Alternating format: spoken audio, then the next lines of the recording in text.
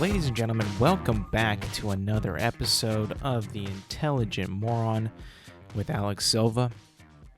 I gotta say, I think that today, like right now, right this moment, there have never been worser drivers on the road than today right now. I think that today's drivers are getting dumber and staying dumber.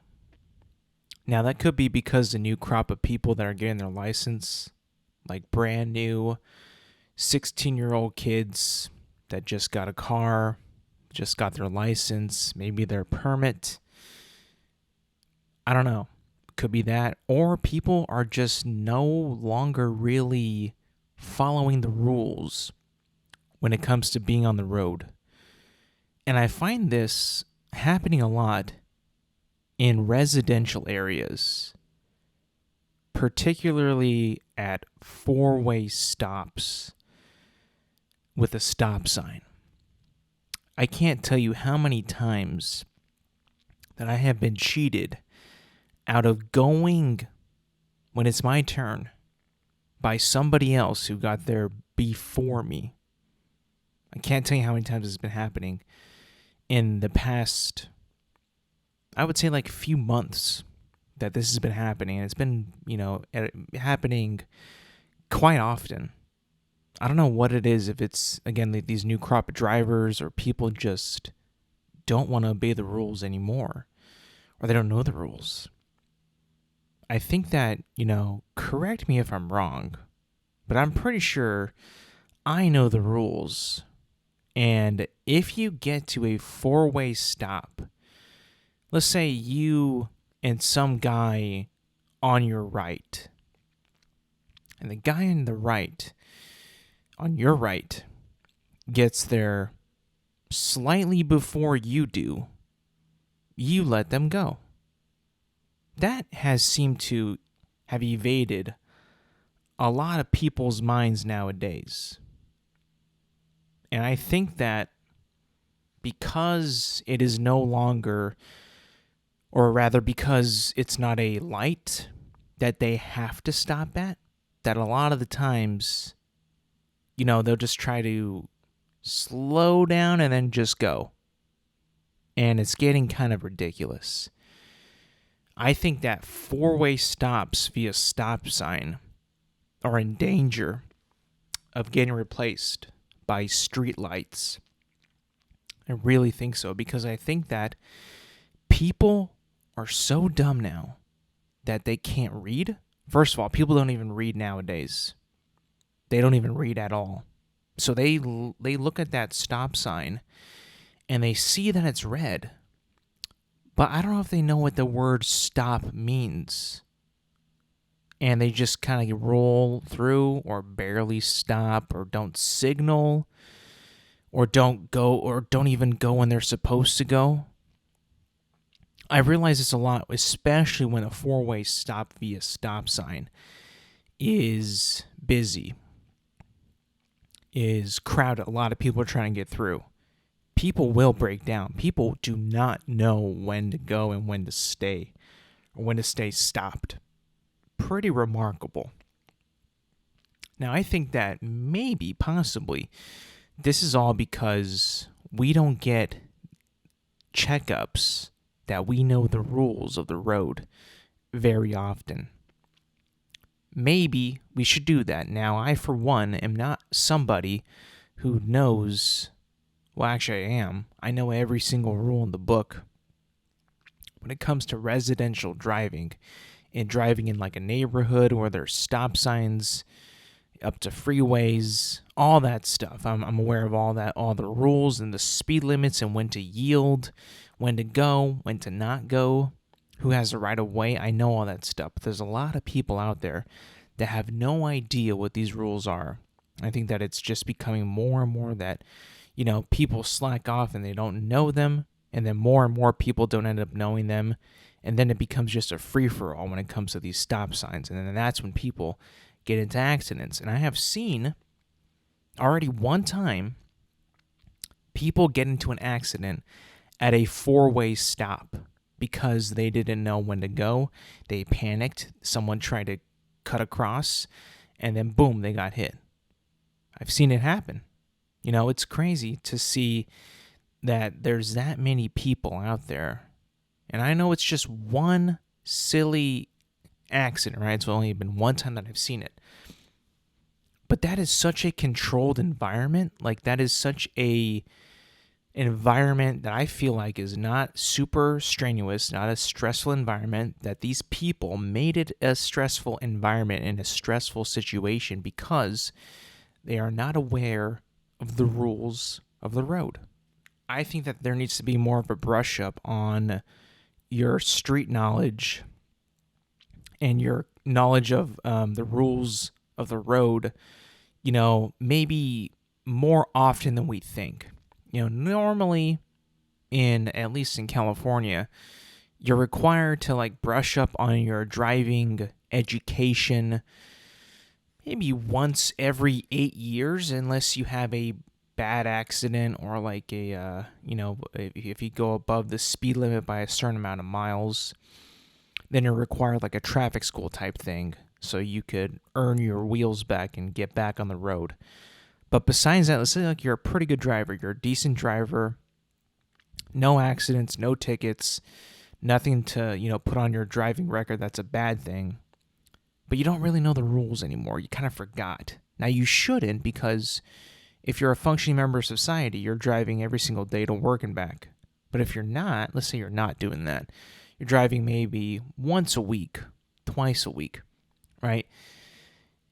Are you qualified to be able to drive amongst the rest of us who drive every single day or close to every single day? How often do you drive monthly, right? Do you drive enough for you to be refreshed enough to know all the rules that you need to know about driving in the world? I think that there needs to be some kind of benchmark in order for these people to maintain their license, because let's be honest, right? Driving is such a necessity of modern day life, modern day society. If you live in a place like I do in California, this is not New York City. This is not the East Coast. This is not even Chicago. We don't have, and we don't really depend on public transportation, whether it be taxis, subways, trains, buses. We don't have that here. None of that exists out here. We rely solely on our automobiles, individual automobiles. That is our lifeline. That is what we survive on, right? Everything in this state is so spread out. It's not super close and compact like in New York City. We cannot afford to walk to our jobs sometimes, most of the times, right? So we rely on our cars. So you would think that because we have to drive so often, these people will know the rules of the road and abide to them. And now it seems that they're not doing that. So what do? I think that we need to benchmark, give them a little quiz, pop quiz, why don't you, on driving, and if you know the rules or not even the rules, if you know the laws, because if you don't know the laws of the road, you're going to be in deep shit. You can't just go 20 miles over the speed limit and be like, well, I'm sorry, no one was there, and be careless and reckless. And let's be fair, we've all sped before. We've all been speeding on the road sometimes. We've just probably never gotten caught, right? But, when it comes to being, in a confined space where we need to know every single rule to the T. I'm not talking about driving on the highway or the freeway or the country roads where it's, more open, not as much room for error. But if you're driving in the neighborhood with other cars in a close proximity, you got a stop sign. This guy doesn't. You got to know that you have a stop sign. That you don't ruin this guy's day and mess up his car, and then you get in trouble along the way. Your head's gotta be on a swivel. You know how they always say, check your mirrors, check your back and your rear view mirrors and your side mirrors and your blind spot and all that. You actually gotta do all that in order to be driving safe. If not, it's over. It ain't gonna work. I think that we have lost all of our discipline when it comes to driving. I think that a lot of people just don't care. They think that, oh, I didn't, I'm going when I'm not supposed to, but these people will let me go. They'll stop. Sure, if everybody's paying attention, yes, they will let you go. They won't be very happy about you, but yeah, sure, they will let you go. But then again, you know that people are not going to be happy. Why even do that? Like, is it your sole mission in life is to piss people off for doing what they are supposed to do and following these rules and these laws to drive safely? Like I said before, driving is not a right. It is a privilege. You earn that privilege to drive. It's not just given to you, like, walking and running and all that. You have to actually pass a test in order to be allowed to drive on the roads of whatever state that you're in. If you're not capable of that, then you don't get a driver's license, and then you can't drive on these roads. And that forbids you to, get behind the wheel of a car because you are too dangerous to do that. Driving is a thing that we do every single day that is probably the most dangerous thing that we will end up doing in that day. What I mean by that is, yes, it might seem harmless and it might seem like very little is going to happen to you while you're driving. Of course, you're not going to think that, oh, I'm going to die today. No. But you have to remember, if you're driving a car, right? Let's say you're driving on the freeway at 70 miles an hour, 65, 70. You are in a metal container, not really metal, but like a metal framed container with a lot of like plastic around you that's not very protective, that if you get into a pretty bad accident, your car could crumple and you could possibly die at very, very high speeds on the freeway. You're driving, and one bad move, one bad swerve, if you see something, if you don't pay attention enough, you can be in very serious trouble and in some very serious danger, right? It's the most dangerous thing that a lot of people do in their day-to-day lives that they don't even know that it's dangerous. That they don't even know. They can't even comprehend. They don't even think twice. Like, oh, I'm just going to cool, let's say somebody's speeding, right? You're speeding. You're going 85. You're going so fast that you're not going to have time to brake, turn, even swerve if you have to, if there is something that you're not paying attention to, and then you're going to be in so much trouble at that point. You really got to be on your toes when you're driving. I remember when I was first starting to drive, I feel like I was just so stressed out, having to look on everything. And yes, I've adapted to like where I know my driving situations and I'm better aware of like knowing where I'm at on the road and who's around me and who's in front of me. I'm well aware of that, and I have been able to manage that a lot better than I have in the past. But to a new driver, it's all coming at them at once, and they're like, whoa, I can't even concentrate. I can't even comprehend what I'm doing right now. You don't want me to be, 10 and 2, but I got to do my blinker, and I got to check my blind spot, and I got to look over my shoulder. I got to look at my side mirrors, my rear view mirror. It's like a lot to process for somebody who is starting to drive. So it is a hard thing. It is a hard thing that you have to, achieve in life to drive places. But that's why you got to take it safely. You have to treat it with safe and concentration. You should not take driving not seriously. You should always take it seriously, because, you can end up in an accident costing you a lot of money, hopefully, and if it's really bad, it could cost you your life. So I guess the real thing is about this whole spiel was a lot of people are just starting to suck at driving and just not even giving a shit. anymore, not caring about the rules of the road. And it's getting annoying. It's like really annoying where like they just don't care anymore. They'll just hope and pray, like, oh yeah, everybody will slow down for me. Everybody will stop for me. And I'm turning this way, but they can't go because, hey, I'm turning. It's like, dude, like, you don't want to be in that position to just test other people's patience. Have you ever heard of road rage? Like, that is a thing. It's a thing that I get, that everybody else gets, that you don't really know that it's a part of you. You just kind of hear it and you're like, I would never be that mad about driving. I would never be that mad about somebody cutting me off or somebody not letting me go. But man, I've been driving for a long, long time. And let me tell you this, man.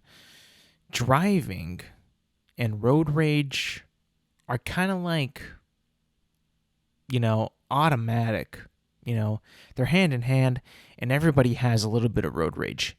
Every single person has something that will just, for some reason, just tick them off and just send them over the edge. And every time it does it. And you know why? Because usually that person does something so stupid that it could potentially affect your life. And you feel in that sense of just a short moment that my life is in danger and this is not good and I do not want to be in the situation. That's why when people are in life or death situations, they either fight or flight. And usually, when it's road rage, it's fight. They want to get out of their car. They want to straight up talk to you, and tell you what's up. And yeah, you cut me off here, and you honked at me there. Why'd you do that? Even as something so simple and so non-really threatening, like honking at somebody, could set somebody off because you're behind the wheel. That person is behind the wheel that is being honked at. You, for some reason in our brains, that we are operating this big machine, this big metal machine that is going so fast that when we hear that honking, it just totally shifts our mind to what that is, and we can no longer focus on what's in front of us. It's almost like the same feeling you get when you're trying to drive somewhere for the first time and get the directions, and you have to turn down the music to see where the next street is. That totally makes no sense, but I've been there many, many, many times where you have to turn at the second street from the light, and then you turn down the music to concentrate. You don't need to hear to see the road that you got to turn on, but for some reason, our brains are not really programmed to multitask. Like, I cannot listen to Bon Jovi while looking for First Street. I just can't do it. I know it has nothing to do with each other.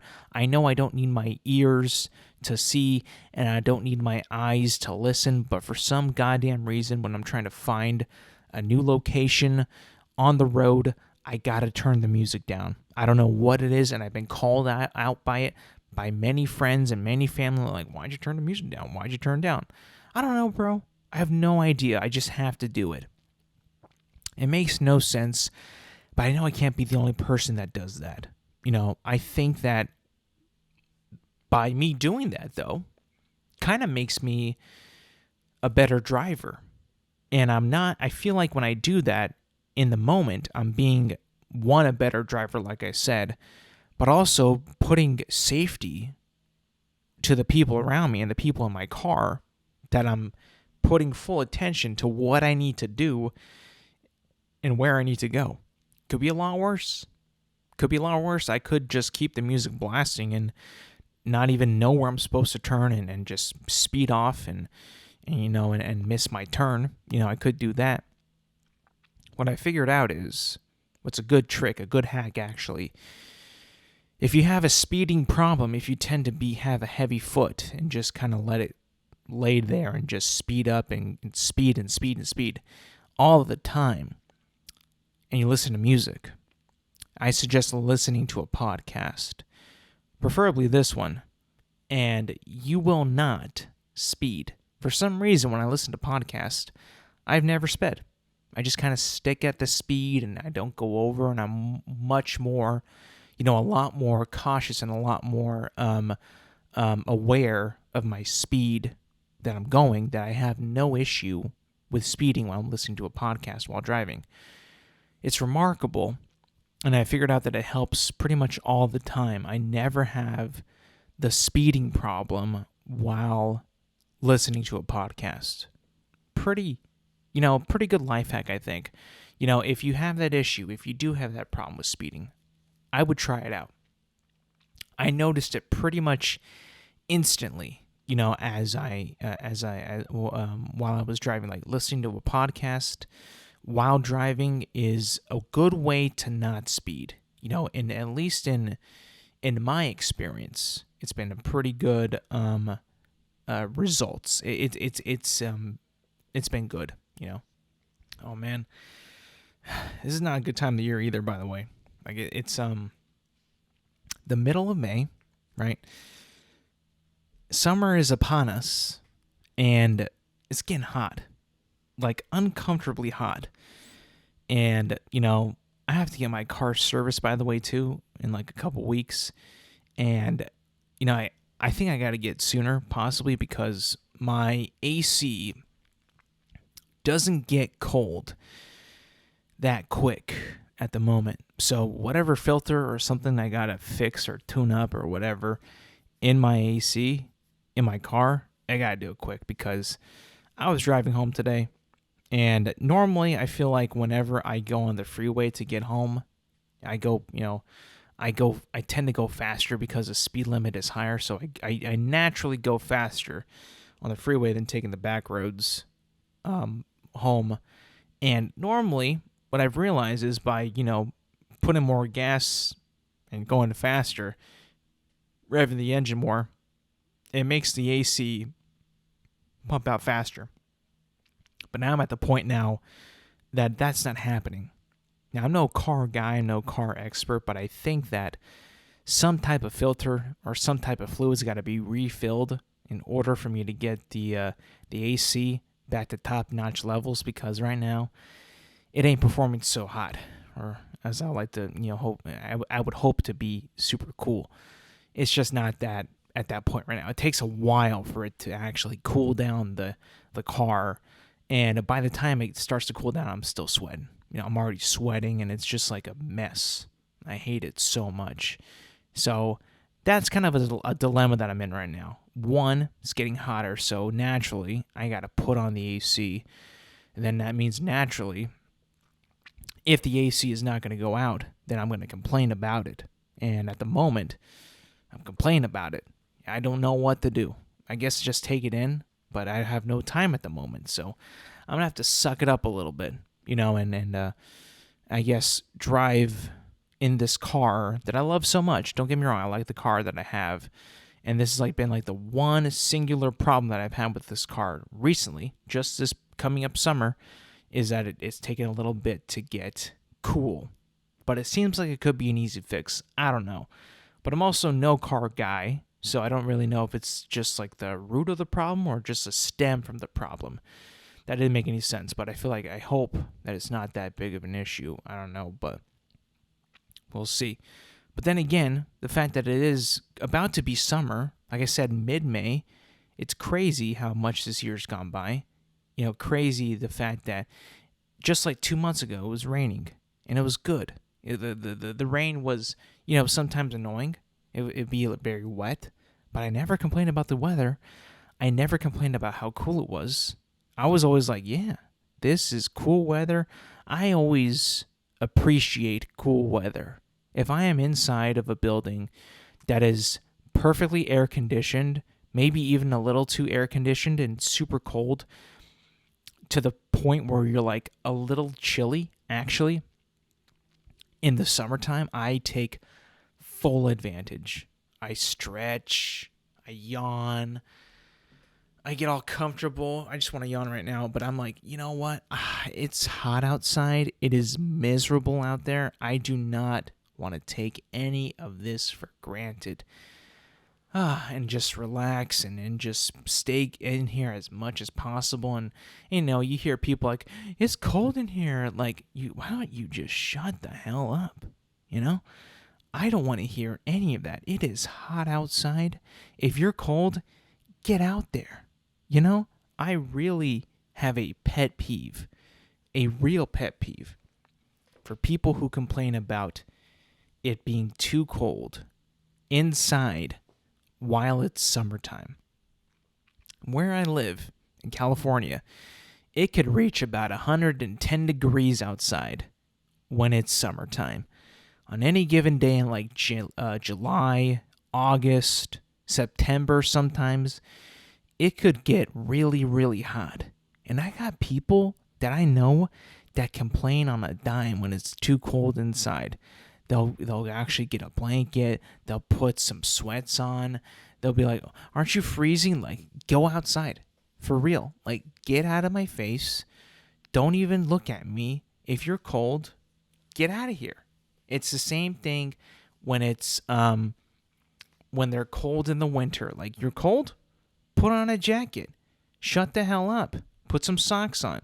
The same thing. But I feel like with summertime, when it's harder to cool down than it is to warm up in the winter, it's like, please shut up. Like, I don't want to hear any of this stupid nonsense from you. It is such a pet peeve of mine. It's not as bad as bad driving. Bad driving, like I said, like I had mentioned in earlier in the episode, might be the worst one. I think it's a lot of people's pet peeve. But then again, complaining about weather. Mainly not weather, about the temperature. It's like, dude, you gotta shut up about this. Like, it's fine. You're fine. You don't gotta worry about it. Okay? Like, enough is enough. Just move on. You're fine. Anyways, just a little pet peeve. Something I kind of wanted to talk about that is kind of, in a way, had not the best reaction that I thought would have. It's not about me, but it's about the Tom Brady roast on Netflix. And the guy himself who was roasted, Tom Brady, was not the biggest fan of his roast. He says he regrets it and he wouldn't do it again. When I first heard that news, I was like, this guy might be a bitch. I ain't gonna lie. I was like, I heard it. I read a silly headline I didn't really read into, and I was like, Tom Brady regrets the roast. I'm like, whew, okay. Then I was like reading more into it, like, regrets it because of this, the family that's been affected by it. I'm like, okay, what family? His kids. If it's his kids, I understand. It was his kids. And I was like, oh shit. I mean, there's, of course, when it's the kids, his children are going to see this, how he's roasted, of being, a bad father, bad guy, bad player, seeing all this stuff. I understand that. I don't know how old his kids are, but I'm pretty sure when they're old enough, they will see the comedy in it. At the moment, if they're young, they'll be like, oh man, why is my dad being talked about like that? I understand that, okay? I get it, of course. But you have to realize this, Tom. Like, your kids are going to grow up and they're going to be like, yeah, Rob Gronkowski was right about that. Or Bill Belichick was right about that. Or Tony Hinchcliffe was right about that. Or, hey, maybe not right, but that was funny as hell. I really do think that this is a perfect headline for crazy people and soft-ass bitches to latch onto and be like, see, roasts are bad. Wah. Like, honestly, bro, like, any roast that anybody does, first of all, a roast itself is one of the most harmless things that could happen to a person in the history of the world. You understand that people in other countries are actually, not roasted like in comedy, but roasted in reality in other countries when they are not liked. Like, this is a silly thing to overreact about. Yeah, his kids are probably not going to like it. They might get bullied at school, but who gives a fuck? Who cares, man? It will pass. The roast and everything that we were talking about, and all the people who were talking about it in the headlines and in the newspapers, the articles, the videos, the podcasts, they're going to go away. They're going to go away and no one's going to give a shit about within a couple years, right? The fact that TikTok exists, though, maybe his kids are on TikTok and they see these things and like, why is dad getting bashed all over my TikTok? I don't like this. Yeah, then okay, that's different. That'll probably leave a scar. But then again, they're just scars. They will make these Brady kids tougher. Like, make them tough, right? Again, I don't know how old they are, but he says he regrets it because of how it affected his kids. All right, I can sympathize with that or empathize. I don't know the difference, but it's gonna pass, Tom. It's going to pass. And you know what? I'm glad that you said that you liked it. Because there was a certain points in the roast when I was watching, you didn't seem like you liked it all that much. Now, of course, if I was being roasted like that, I think that I would laugh at everything that everybody said. I enjoy self-mockery. Somebody like Tom Brady, let's just think about this. He is considered the greatest quarterback of all time, right? He is considered probably one of the greatest athletes of all time in American sports history. The dude has had a lot of work done to him, if you've noticed. If you look at Tom Brady when he was drafted, and in the middle of his career, and then now, the guy looks more perfect now than when he was drafted back in, I don't know, whenever he was drafted, right? He looks a lot better. He looks so much better today than he did back then. Sure, he's got a little bit of wrinkles than back then, obviously. But if you look at his face and you look at his bone structure, the guy had some work done to make him look perfect as shit.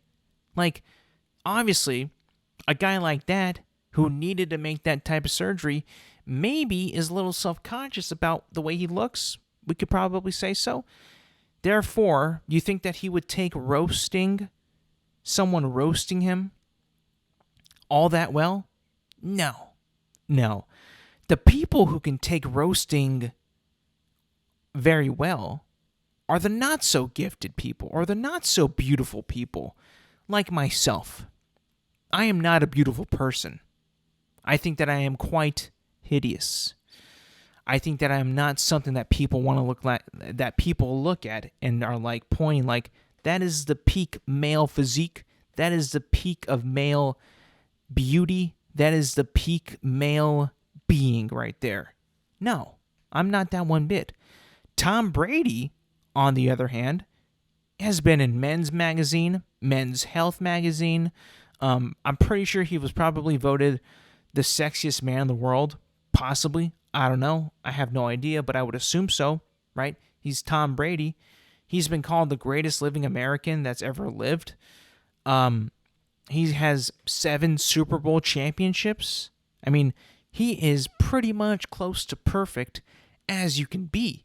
And with that, not just the acolytes and the trophies and the accomplishments, but the dude looks like he was just chiseled, If you look at his face when he was drafted and look at it now it looks even more chiseled than it was like 20 years ago. Is that credit to some kind of plastic surgeon or facial structure person? I don't know. But you can tell the dude has had some work done, right? So he naturally, was probably not comfortable with the way he looked or the way he felt and decided to make some changes, to himself physically. You think that guy is going to take criticism all that well, especially like in the roast type, in a roasting type of, criticism? Probably not. Me, yeah, I think I would. I think I really would. So, yeah, I guess I understand that Tom Brady's, feels bad that his kids, are not going to like what they see from the roast. I understand that. Yeah, I totally understand. But then again, Tom Brady, your kids are going to get older, and you got to be the parent. You got to be the one to tell them that, hey, buddy, or hey, sweetie, these are just jokes. Everybody there enjoys me. Everybody there likes me. Everybody there was there to make people laugh, which, hey, we did. I laughed. It was super funny. Your teammates were there. The people that you know the most personally, the people that love you the most are making these roast and jokes. So Tom Brady, as much as, your kids are going to be hurt from this, you also, as a parent, have to tell them that, hey, kids, this was a roast. That's Rob Gronkowski, one of my good friends, telling that joke. Or Julian Edelman, who I love, or my former coach, Bill Belichick, telling these jokes and these roasts. I'm fine. Like, I don't care. It was all fun and games. If you can get that point across, Tom, then this issue, this whole headline of coming out and saying, I would regret the roast, is all bullshit. To be honest, I feel like this is a super, hey, this is totally preventable headline if you did this, Tom. But you probably wanted the headline, to make yourself look like a sad sap and the victim. Like, oh, why did we go that far with Tom Brady? His kids. Tom Brady, be a dad, all right? Tell your kids they're all jokes. What the fuck we doing here? This is bullshit. The fact that this guy can grab a headline like it's nothing and make everybody feel sorry for him. Shut up. I don't care. I have totally talked myself into being, I get it, to, hey, Tom, really? Like, you couldn't just, tell your children that this was all bullshit? Like, it was a roast for a reason, for pure entertainment purposes? These people really don't care, think that about you at all, really? I mean, sure, we're poking and laughing, but, for the most part, we all love you, bro. Like, what are you talking about? I don't know. I just feel like this whole thing was such a manufactured headline of nothing. Like, there is no real news in this headline, in this report. Tom Brady regrets the roast. Okay. Why? His kids didn't like it. Oh, yeah, shit. Yeah, we couldn't figure that out, right? Yeah. We had to have someone reported by so-and-so. Who gives a shit? Who cares? Who really fucking cares? No one. No one gives a fucking shit. All right, moving on to some entertainment news. Some good shit's happening, right? This past week, it was announced that we're going to be getting a new Lord of the Rings movie coming out in 2026, directed by Andy Serkis, produced by Peter Jackson, and the movie will be called The Lord of the Rings, The Hunt for Gollum. Now, I'll just be honest right now. The Lord of the Rings, The Hunt for Gollum. When I first heard this news that this was going to be their first movie since The Hobbit, the Battle of the Five Armies, back in Middle Earth, back in that franchise, back in this story, in this world of Middle Earth. Got to be honest with you, I was a little skeptical on what we're talking about here. We're talking about Gollum, really? I mean, so we're going to talk about, I know it's going to be directed and starring Andy Serkis, as I would presume the role of Gollum, right? But is this all going to be about Gollum? Is this just Gollum? Because but the public was given a video game called Gollum, which nobody liked and nobody played. Like, do we really need more Gollum in this? And I was actually a little confused, too, because In the movies, in the Lord of the Rings movies, in the Fellowship of the Ring, there is a scene where Gandalf goes away to get some knowledge on what might be happening in Middle-earth, knowing that Frodo now has the ring, and he's got to get some information on, like, what this ring was made of, with, or, what's this ring for? Is Sauron going to come back? I got to gain some information on this and see what's happening. Maybe track down some fools that I heard about. And I'm thinking, that's probably, where the movie might take place. And then, talking with my friends this past weekend, and he reminded me, and I kind of vaguely knew something a little bit about this, but in that scene in the movie, you know how it's kind of like it seems like a couple days that Gandalf has gone researching stuff about Middle-earth and all that in the ring. Well, it turns out it was like 15 years. So that means that they have actually, quite a bit of time to tell the Hunt for Gollum's story in the Lord of the Rings universe, and make it into a movie. Now, will this be like a trilogy? Will this be like a one and done? Maybe a two-parter? I don't know. It seems like nowadays, when big companies get a hold of a franchise and they want to make, movies out of them, it seems like they want to always do more than one, potentially. So I think that maybe, while it doesn't really seem like much of an attention grabber at the minute that I heard about this, that being the Hunt for Gollum, I could see that this be a kind of a cool idea and a kind of a cool movie to see happen. Now, would I want that as my dream movie of Lord of the Rings? No. I don't even know what I would want to see from my Lord of the Rings movie in 2026. I don't know too much about Middle-earth or Lord of the Rings lore besides the movies and The Hobbit. The Lord of the Rings movies and the Hobbit movies. I don't really know much about that world, where they can make like a new movies and shit.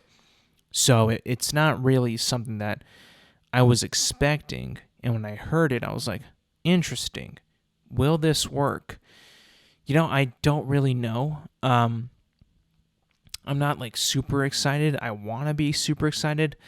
I'm just not. So like, I think that, with this movie that's coming out, the creators and the producers and the writers must know like where we stand on Lord of the Rings at this moment. The Lord of the Rings is the greatest film trilogy ever made. The Hobbit is one of the worst film trilogies ever made. So, as far as checking boxes on a sheet of paper, they check them all. They made the best and they made the worst. So, they probably are going to be shooting for the middle on this one, making a good installment to that franchise and a good installment into that world. Now, what's it really going to be about? Like, who's going to be a part of this? I would assume Gandalf would be a part of this, only because I feel like Gandalf, at least in the first two trilogies, is a main component and a main character in The Hobbit and the Lord of the Rings trilogy, that it would be pretty much a easy, well, maybe not easy, but a pretty surefire role from Lord of the Rings and The Hobbit to possibly come back into this Hunt for Gollum film. And I'm pretty sure the movie is titled The Lord of the Rings, The Hunt for Gollum at this point. So it would only make sense that maybe Gandalf would show up. I think maybe, like I said, that period of time that seems like only a couple of days in the film is actually 15 years in the books. So maybe they can play around with those, that time period, make a cool story. Will it be true to the books? I have no idea. Possibly. But I just feel like, I think that this news is not as big as I thought it would be. I'll be honest. I feel like when I hear The Lord of the Rings, The Hunt for Gollum, I think of like more of a TV show, honestly, than a feature film. Not to say that they can't do a TV show. I mean, they probably could do a TV show, and I prefer films over TV. But the fact that this movie sounds like a TV show quality entertainment leaves me to think that, I don't know, was this the right choice? Was this the right story? How can we make this story, good, where it seems like, it could be not very good. Now, that's not my problem to solve. That would be Peter Jackson and Andy Serkis's problem to solve. I do like that they're getting those boys back. I do think that those guys, have such a love for Lord of the Rings and a love for the property, and love for Middle Earth as well, that, it seems like the project might be in pretty good hands with those two guys at the helm. Or those two guys, creating this project and really being like, you know what? Why don't we just go back to Middle Earth and tell a really good story? It could be, something that's like very small, but, pretty big. I just hope that these movies don't feel like Fantastic Beasts. I feel like with Fantastic Beasts, and I've never seen one of them, but I've seen parts. I know that the newer movies, Fantastic Beasts 2 and the Fantastic Beasts 3, try really, really, really hard to tie into Harry Potter and to tie into like Hogwarts and shit. And knowing like what Fantastic Beasts is based off of and what it is actually in like the Harry Potter books is like such a small little thing in the Harry Potter books that they tried to make it into its own franchise and make it so it mattered and it was like as cool and as important as Harry Potter, but never really got there, never quite reached that same zeitgeist in popularity as Harry Potter. And there were supposed to be more Fantastic Beasts movies coming out, but they have recently, or maybe I think like about a year ago, maybe a year and a half ago, were since shelved, meaning that they're not going to be, continuing them at this moment or in the near future. They're just not going to be working on them at all. So we'll see. I mean, I don't know. I don't think that this is going to be something that could be, shelved potentially. I mean, I think that the Lord of the Rings time period is pretty much, all the important stuff is done within the Hobbit and the Lord of the Rings trilogies, that I think that anything like that to that magnitude of importance, something that in that franchise, in that world, cannot be as important as the Hobbit or the Lord of the Rings, in my opinion. Now, I've had some friends talk about like something called the War in the North. I don't even know what that is, but that seems like it could be much more of a story, a cinematic story, than The Hunt for Gollum, in my opinion. But then again, I'm not Peter Jackson or Andy Serkis, so maybe what I'm saying is I'm full of shit, and what they have cooking is really what I should be wanting. So we'll see. I mean, I think that, it could be a good thing. So it sounds like a strange idea, but a different idea. Something new, something fresh, possibly.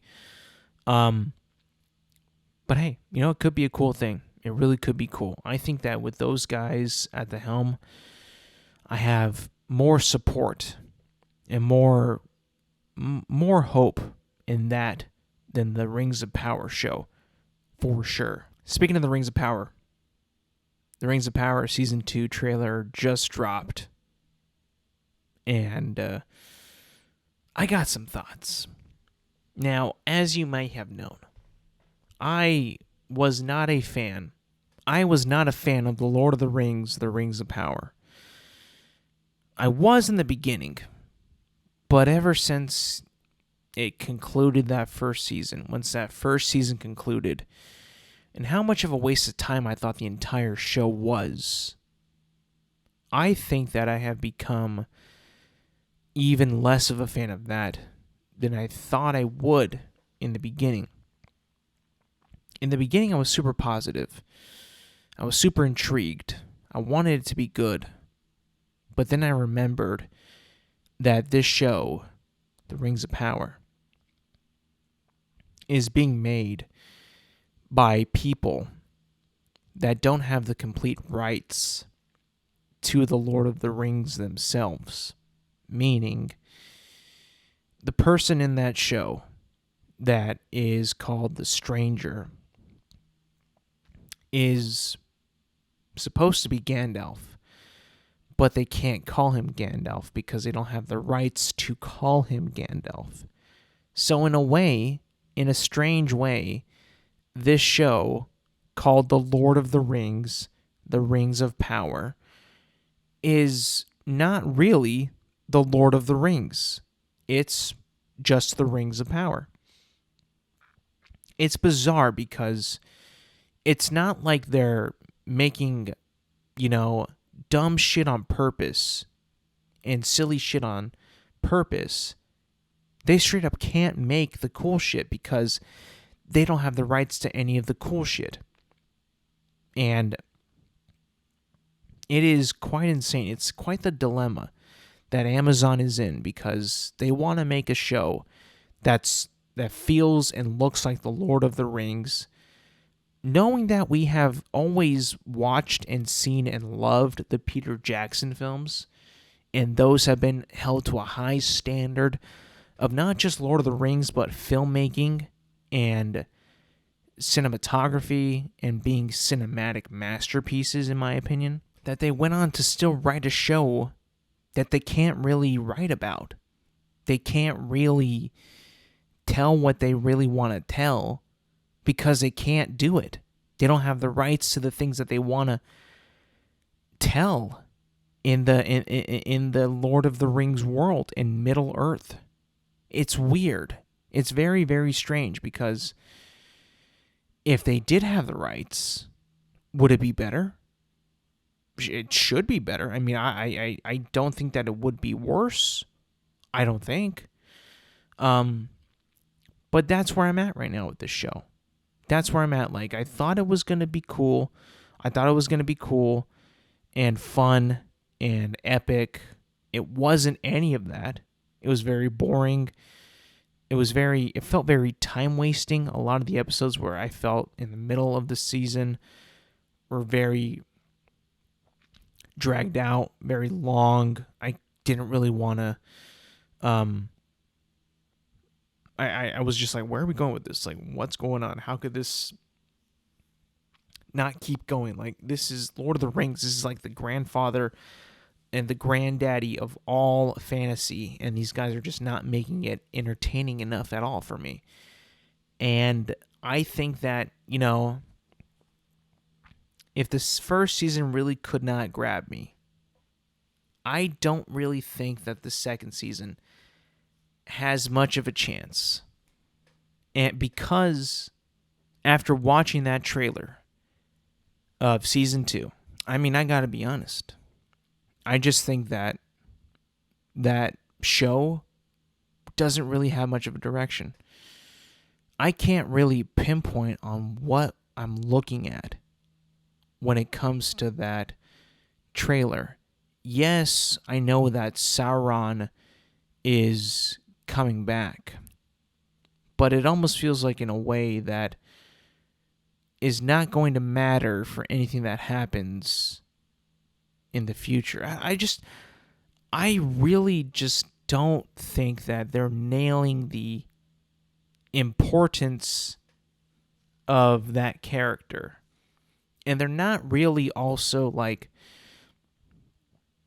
nailing the importance of like the build up to like where like the Lord of the Rings epilogue or prologue ends, I guess. They're not building up to that in a way that I would like to see. We're focused way too much, I think, on characters that are not even really a part of that when it comes to the Lord of the Rings movies, in my opinion. It just seems like it has a weird direction that I don't think fits the Lord of the Rings. The Rings of Power weren't even created until the final episode of the show last season. I don't know, just this kind of a weird vibe of like, we're trying to make something, but we can't really say the things that we want to say because we don't got the rights. But we're going to make it similar enough where like, oh, that's Lord of the Rings-ish. It's kind of it. And then make it something it's not really, it's different. I just feel like at this point it's like, if you're really going to expect me to tag along for another season of you not being able to tell me what I want to hear and what I want to see, which would be Gandalf, which would be hobbits, which is more of a Isildur, more of a Elendil, I don't want to watch you. I'll be honest. I just don't think that what they have right now is good enough for me to watch. Yeah, Sauron is there. That's cool. But I just don't think that any of it is worth watching, knowing that there's something that is already out, 3 movies of, that is so much better than anything that the Rings of Power has put out. And like, you can't expect them to like change their whole direction based on a tragic disaster of a first season. I don't think that they are. I mean, I thought that the Halo TV show would course correct. They didn't do that shit. They kept their same story and made the show even worse. I mean, Jesus Christ, I don't know. I just don't know. Like I said, the Lord of the Rings show, the Rings of Power, is in such a weird state, in a weird situation where you can't even say the word Gandalf. And I'm pretty sure that they're not going to say Gandalf. They'll probably come up with a different name for him. A different, completely different name. And it'll be like, excuse me? At this point, the Lord of the Rings, the Rings of Power, is like the most expensive fan fiction that I've ever seen.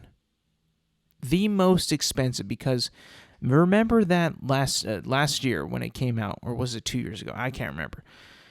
But when it came out, the first season, it cost them like $1 billion for one season of TV. And in all that, I'm like, y'all couldn't hire better writers? Like, the writing couldn't have been any better? Like the writers for that show, like, wrote some of the stupidest plots, dumbest characters, silliest battles that I've ever seen in my entire life. Oh, but the shots of the mountains were beautiful. Like, I don't care about that. I get it that we're in Middle Earth. I get it that you sort of shot in New Zealand. I don't need to see how beautiful these mountains look. I want a good story. That wins out every single time. Getting a shitty story and great CGI is not going to make it all better. I'm sorry. It's just not going to... I'm not going to like it. I won't like it. I don't know. I just feel like none of this has paid off. And the fact that this next season looks to be just as expensive, like, y'all gotta be kidding. Like, y'all didn't learn? Like, there's no way, guys, that you're gonna make this show with the same budget as last season. There's no way. It's impossible. You had to have learned your lesson. Like, this cannot continue. Like, first of all, that budget was horrible. Like, what? Yeah, the mountains look cool. The green hills looked awesome, but the story was whack. The story dragged. The story sucked. The characters were weak. Sauron was weird. The Stranger was weird. The Harfoots were weird. What are we doing? Are we just paying for being weird? Are we paying all this money to just write weird-ass fan fiction? Honestly, like, it just seems like they're, like I said, they don't have the rights to everything in Lord of the Rings that we know and love. They don't have the rights to the Silmarillion, which is like a history of of Middle Earth itself. And they don't have the rights to that, so they can't use the things that are in that book that are detrimental to the Lord of the Rings lore. Like, the Lord of the Rings lore is, like, heavily in that book. And if you can't write what's in that, then you're not writing the Lord of the Rings. You're just not. I think it's just bizarre, beyond belief, that these guys at Amazon think that they can continue to do this and to make an actually good show. It's wild. I could not imagine that I would be tasked to write something in the world of Lord of the Rings. And oh, by the way, you can't use Gandalf. You can't use hobbits. What am I supposed to do? How can I write something that makes sense without some of the most important characters and events that are in this universe? What am I supposed to do? Figure it out. That's essentially what they told the writers of the Rings of Power to do. And look at where it got them. Beautiful looking fan fiction. That's not good. Beautiful looking, not good fan fiction. And a lot of shitty dialogue. And shitty battle scenes. And very, very, very strange effects and weird changes, and I'm like, I don't know about this. I don't know. But anywho, I don't have any hopes for that show unless they make like a huge course correct and maybe get some more rights to put it in the show. I feel like, this is not going to pan out, and I think that the reason why these Lord of the Rings films got greenlit was because they saw what was happening at the Rings of Power, and they're like, not on our watch. We will, make this a competition and a monopoly, and we will crush the competition. What I mean by that is Warner Brothers, who owns the movie rights and more rights to the characters, will try to outright crush the Lord of the Rings of Power, by Amazon. It's going to be a war. It's going to be a war for the ring in these next couple years. That's going to be it for me today. People, thank you for listening. Thank you for watching. Remember, you can find this podcast on Apple Podcasts, Spotify, and YouTube at Intelligent Moron with Alex Silva. New episodes drop every Thursday morning. Make sure to like, subscribe, rate, review, and do all that good stuff. And yes, thank you for listening. Thank you for watching. And I will see you guys next week.